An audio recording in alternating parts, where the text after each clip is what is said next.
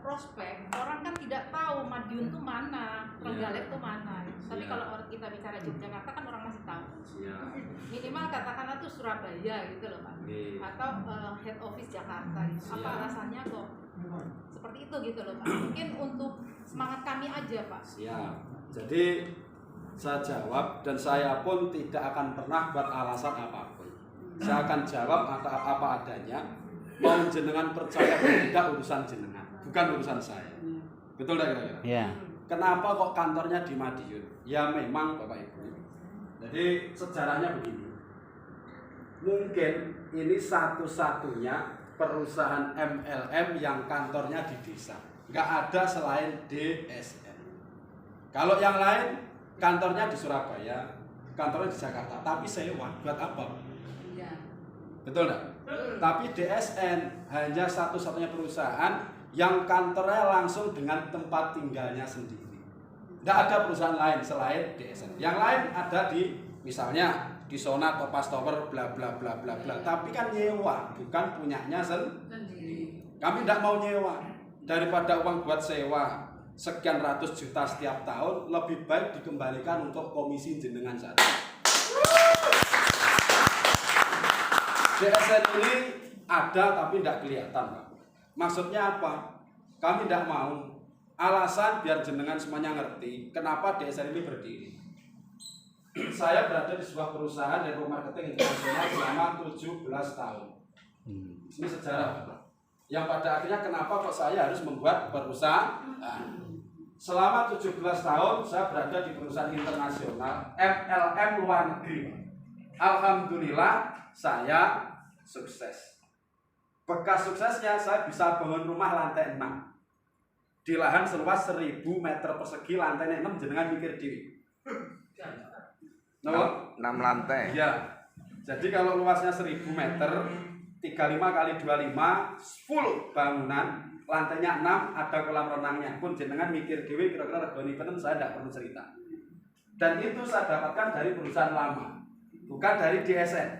Kalau dari DSN ya dapat tapi sedikit, ukurannya masih ratusan juta, belum miliar.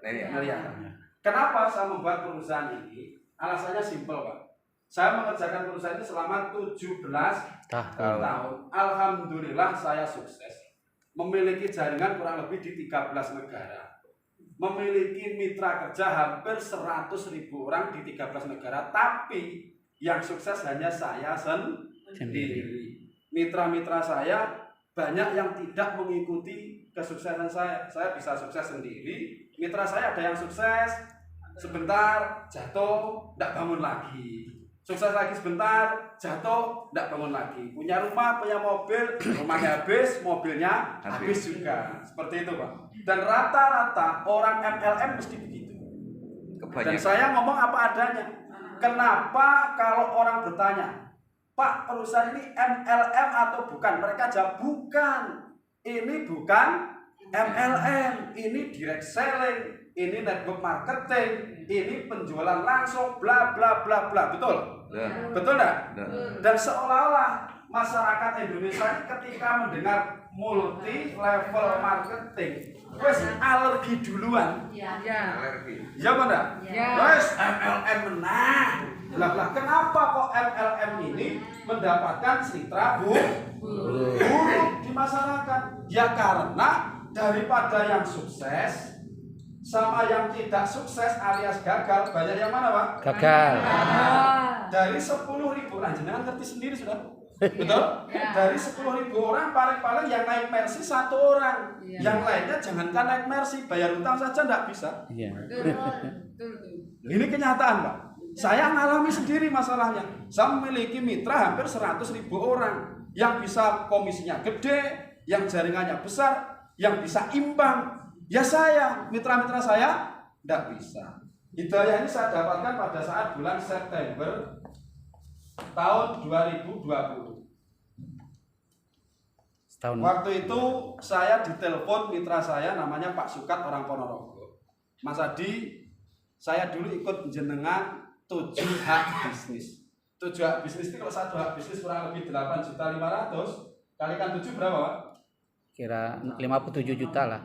Ya sebenarnya 59.500, hampir 60 juta. Saya waktu itu ikut Mas Hadi dengan cara menggadaikan sertifikat rumah saya. Masya Allah. Dan sampai hari ini Mas, mohon maaf, saya tidak bisa bayar. Mohon saya dibantu berapapun untuk nyicil sertifikat yang ada di bank. Bilang begitu Pak. Terus akhirnya saya mikir dalam satu sisi, dan ini tidak pernah ada dalam pikiran saya bertahun-tahun. Tapi pada saat bulan September 2020 kok tiba-tiba begini Pak hati saya. Ya Allah, saya hari ini bisa memiliki mobil lebih dari 2, 3, 4, 5 misalnya. Bisa rumah seperti ini. Tapi kok kenyataannya mitra saya ada yang tidak bisa bayar hutang. Jangan-jangan saya ini hidup di atas penderitaan orang lain. Tapi pikiran seperti itu datang setelah 16 tahun lebih Pak. Yang dulu saya tidak mikir begitu. Pokoknya kalau bisnis gagal salahmu dewe, kowe ra gelem ngerjani. Ya Pak ndak? Ya Pak ndak? Bisnis apapun kalau gagal bukan masalah perusahaannya sampai sekarang masih jalan. Kalau gagal ya berarti salahmu dewe, dapat tantangan down di tengah jalan, ada masalah begini ditinggalkan, tidak mau dihadapi. Awalnya saya berpikir begitu Pak, sesuai dengan pemikiran leader-leader yang lain begitu. Bisa dimengerti ya? Tapi pada saat bulan September itu kok tiba-tiba nurani saya berkata, jangan-jangan saya ini hidup di atas penderitaan orang lain. Kok tiba-tiba punya pemikiran seperti itu tidak biasa Pak. Nah pada saat itulah pada akhirnya setelah September 2020 bisa dikatakan saya ini seorang leader yang down. Down kenapa? Mau presentasi sudah tidak berani, takut Pak. Iya kalau orang yang saya ajak nanti bisa sukses seperti saya. Kalau tidak bisa, nah ini beban moral Pak.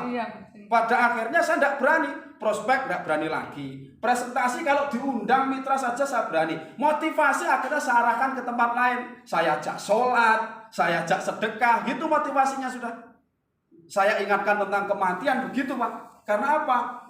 Saya sudah kok seperti ini, saya lihat perjalanan bertahun-tahun kok begini. Nah, akhirnya setelah down seperti ini, saya berniat Pak untuk membuat usaha konvensional. Saya punya teman mau bikin SPBE, bukan SPBU, tapi SPBE Pangkalan, SPBE Depo LPG gitu loh. Itu modalnya kurang lebih di Madiun 10 miliar untuk izin, untuk tempat, untuk semuanya. Ya wes, gak apa-apa wes. Nah, masalah, ayo golek duit, golek mesti ketemu. Jadi saya 5 miliar, teman saya juga 5 miliar. Alhamdulillah qadarullah. Tidak Allah takdirkan di situ Pak. Akhirnya gagal enggak jadi. Itu kan berarti Allah enggak ridho, betul? Setelah itu saya bingung saya harus kerja apa? Sana sini. Sudah enggak mau lagi di sini, sudah wes terbayang-bayang sertifikat rumah saya tidak bisa keambil Mas. Sampai hari ini saya belum bisa bayar hutang. Dan itu hanya salah satu. Mungkin ribuan orang yang lainnya juga seperti itu. Nah dari situlah akhirnya saya nyoba lagi. Datangi leader-leader saya yang dulu sempat sukses. Delosor tidak bangun-bangun lagi. Saya datang ke Balikpapan, saya datang ke Samarinda. Saya datangi orang-orang yang dulu susah dengan saya. Pelaku bareng sampai akhirnya sukses. Tapi mereka tidak bisa bertahan, saya bisa bertahan. Saya datangi satu persatu. Terus setelah nyampe di sana apa terjadi Mas? Mereka sebelum saya datang ngomong, Pak Adi mohon maaf, keadaan kami sudah tidak seperti dulu Pak. Ini saya aja ngontrak rumah, motor kredit, tidak apa-apa, tidak penting omahmu, tidak penting motormu. Kalau dulu kan mereka punya rumah bagus, punya mobil, ya Fortuner, ya BMW. Sekarang habis semuanya total. Nah setelah itu saya datang ke rumahnya, saya tidur Pak 2 hari, 3 hari bersama mereka. Terus saya tanya, lah terus rencanamu untuk memperbaiki keadaanmu seperti ini, apa rencanamu? Jujur Pak, hati kami sampai kapanpun masih di jaringan. Kalau kami jualan ini, jualan itu, kerja ini, kerja itu hanya semata-mata untuk memenuhi kebutuhan harian hidup, punya anak, punya istri. Tapi kami Pak, hati kami masih di jaringan. Lah terus, ayo melaku meneh. Ya mohon maaf Pak, saya ngetes aja sih. Ayo melaku meneh. Mohon maaf Pak, kalau di tempat yang dulu kami sudah tidak bisa. Lah kenapa? Karena oknum bla bla bla, banyak alasannya. Ya sudah, kalau seperti itu bagaimana? Ya sudah, Pak Adi ikut saja perusahaan apa, selama Pak Adi yang pimpin, kami siap untuk berjuang kembali. Nah seperti itu. Akhirnya sebelum saya balik ke Jawa, dari Balikpapan ada telepon dari sahabat saya, saudara saya Pak Haji Edi Yusuf yang saat ini juga menjadi ownernya PT Damai Sinergi Nusantara. Mas, ketemu di Mojokerto ya? Ini saya ajak ke sini nanti ke tempat teman yang kebetulan teman itu punya perusahaan MLM, teman-teman.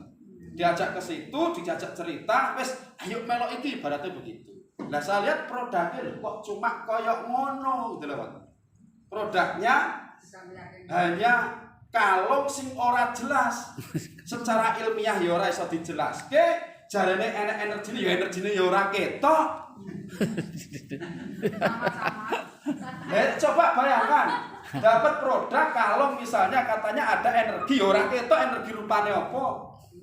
Betul enggak? Ya. Jadi tidak bisa dijelaskan secara ilmiah, gamplang ora kena, Pak. Lah kebetulan saya sudah ibaratnya sudah non sewu nggih, ngapunten iki. Wong nek urung sugih mesti pengene sugih.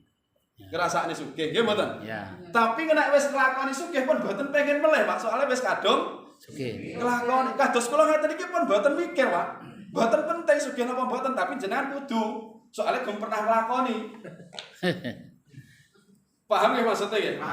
Pada suatu hari saya menemukan sebuah titik yang mana harta itu bukan kebahagiaan, bukan ukuran dari sebuah kebahagiaan. Kebahagiaan seseorang itu bukan ditentukan karena harta. Tapi tolong ucapan saya jangan ditelan mentah-mentah. Kalau jenengan telan bisa jadi nanti jenengan jadi orang yang malas. Mohon maaf ini. Bisa dimengerti ya? Iya.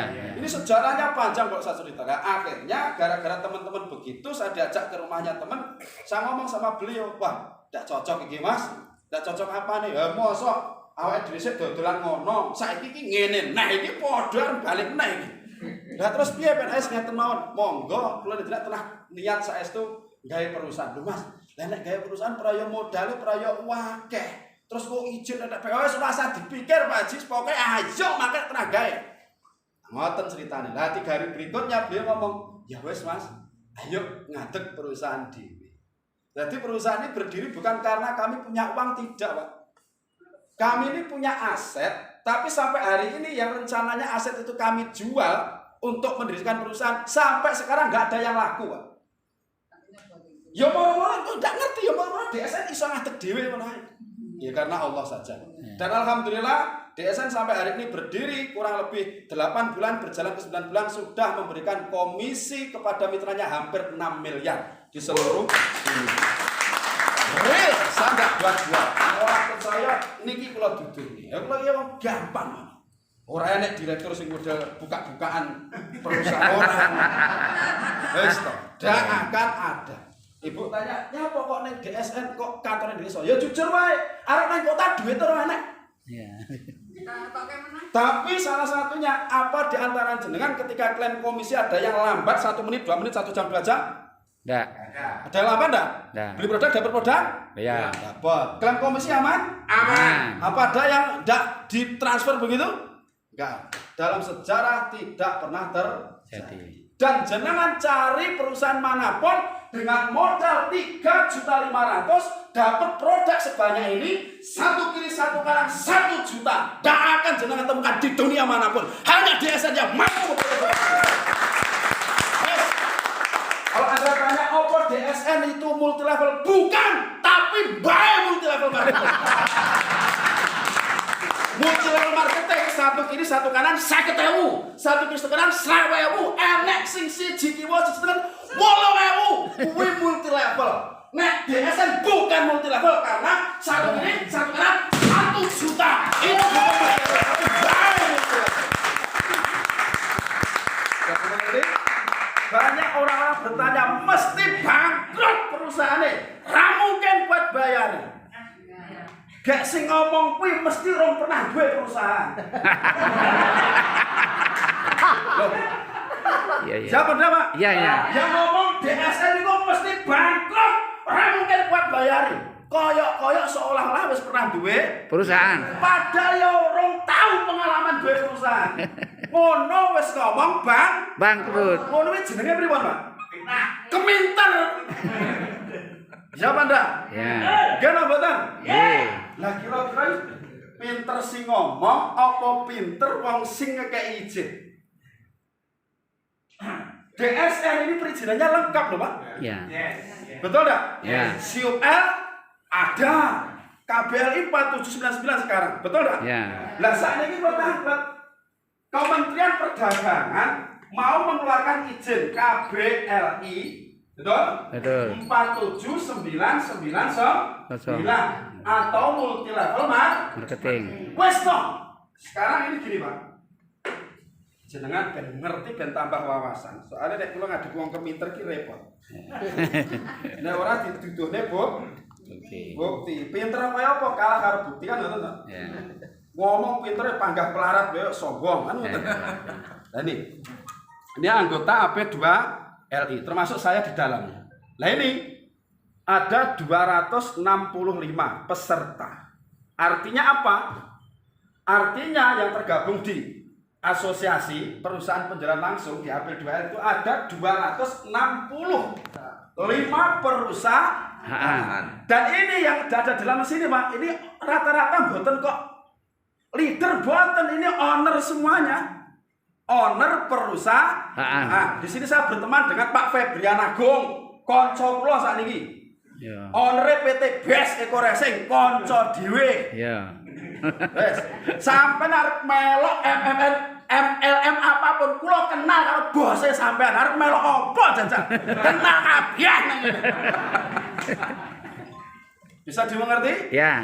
Jelas? Ya. Dan untuk menerbitkan izin ini Pak, mohon maaf, iki ki wis dihitung karo sing tukang ngitung. Dan niki Mas, saumpama aku hargae MLM iki pun mboten napa-napa, tak ewangi ngurus tak izinke pisan sak izin-izine ben sampean dadi bos MLM pisan. Sekali kula iki enak. Popo enak. Piye Pak carane gawe MLM? Kula warai sing penting sampean duit-duit. Gampang apa mboten? Gampang. Ora iso ngurus izin kula warai. Ora ngerti IT tak dudone nggone. Wis penak. Iya. Ya mboten? Nggih. Jelas? Jelas. Jadi semua perusahaan MLM Pak, yang mengklaim dirinya direct selling kah, penjualan langsung berjenjang syariah kah, tetek bengek itu podo. Izinnya yang 47999 podo, ora enak Beda. Kuwi asli yo MLM kabeh. Ning mereka iki gak wani ngakoni.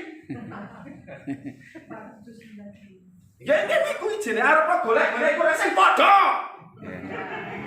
Apa nek? Keleng podo. CNI. Tiansi podo. Podo. Bisa dimengerti? Ya. Bisa dimengerti, Pak? Bisa. Paham? Paham. Orang HNI yang ngeklaim binari haram, HNI dhewe iki yo binari sajane. Cuman mau dorek-dorek nyaborono matahari ngono ngomongnya gak binari. Asline yo binari, komisine yo binari. Lah kok ngerti? Lah wong kene direktur masa yo goblok-goblok amat.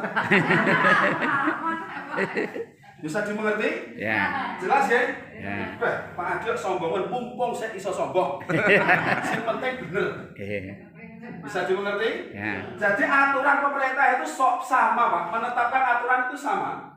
Di dunia MLM 60% ini wajib dibayarkan ke mitra alias disebut Buyout. ini wajib. Tidak boleh kurang, tidak boleh lebih. Aturannya kayak ngeten niki pemerintah. Yang 40% ini ke perusahaan. Nah, masalahnya yang 60% ini antara perusahaan satu dengan perusahaan lain berbeda. Beda dalam memberikan bonusnya. Betul loh, Pak? Ada yang pertama berikan bonus sponsor. Ini mesti kau wabah MLM enak bonus sponsor. Hanya satu-satunya perusahaan sing ora nek sponsore mung DSN. Seluruh dunia enak sponsor. Sampeyan goleki nek ora percaya masa melok MLM napa mesti enak jenenge bonus Sponsor. Betul enggak? Betul. Betul enggak? Ya. Bisa dimengerti? Ngerti. Lah kenapa, Pak? DSN tidak pakai bonus sponsor, saya jelaskan. Ada yang menjelaskan bonus sponsor, ada yang menjelaskan bonus pasangan, ada yang menjelaskan bonus reward. Pakai reward, royalti generasi, prestasi, tetek bengek, bahkan ada